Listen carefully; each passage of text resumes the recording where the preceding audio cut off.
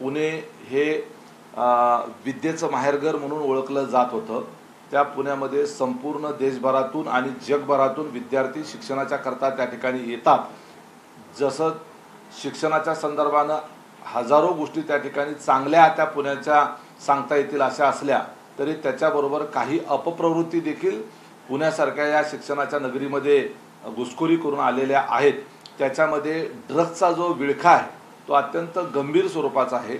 यामुळे तरुण पिढी जी आहे ती बर्बाद होण्याच्या मार्गावर कदाचित आलेली आहे।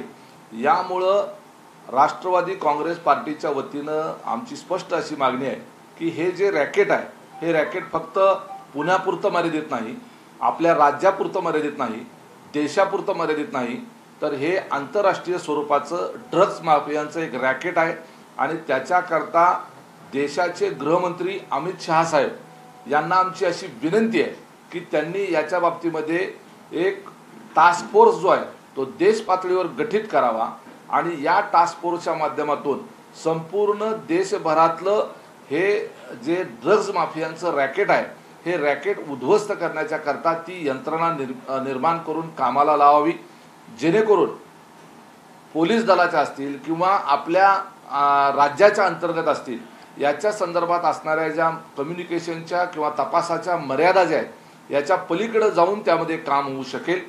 CBI ज्या पद्धतीनं काम करतं, ED ज्या पद्धतीनं काम करतं किंवा ज्या राष्ट्रीय पातळीवरच्या एजन्सी ज्या अशा पद्धतीच्या तपास यंत्रणा काम करतात त्याच्याही पलीकडे जाऊन एखादी टास्क फोर्स जो आहे तो त्याकरता गठीत केला गेला पाहिजे आणि हे जे रॅकेट आहे ते उद्ध्वस्त केलं पाहिजे। हा कुठलाही राजकीय विषय नाही आहे, तर तुमच्या आमच्या मुलांचा विषय आहे, तरुण पिढीच्या भविष्याचा विषय आहे। त्यामुळे याच्यामध्ये कुठलंही राजकारण करण्याचा प्रश्न नाही। सत्ताधारी असतील, विरोधक असतील, ह्या सर्वांनी मिळून या प्रश्नाकडे संवेदनशील पद्धतीने पाहण्याची आवश्यकता आहे।